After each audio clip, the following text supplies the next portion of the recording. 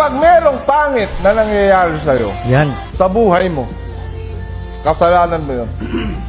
Kapag merong magandang nangyayari sa'yo, kasalanan mo rin yun. Tama? Tama! So kung ano naman yung nangyayari sa mga buhay natin, guys, wala tayo ibang pwedeng sasihin kundi sarili natin. Maraming factors sa paligid. Pero at the end of the day, ikaw pa rin yung kumikilos kasi katawan mo pa rin yan eh. Ikaw pa rin ang nagdidesisyon. Ikaw pa rin ang nagde-decide kung saan mo dadalhin yung katawan mo ngayong araw na to. Sa higaan ba o sa pangarap mo? Tama. Alam niyo kung bakit yun nasabi ni Kong? Malinaw naman na ikaw at ikaw ang gagawa ng buhay mo. Na ikaw at ikaw ang kikilos para sa sarili mo. Walang ibang taong tutulong sa'yo na malutas yung mga problema mo kung hindi ikaw lang din mismo. Kaya kung may mga pangarap ka at gusto mong gawin sa buhay, ipagpatuloy mo.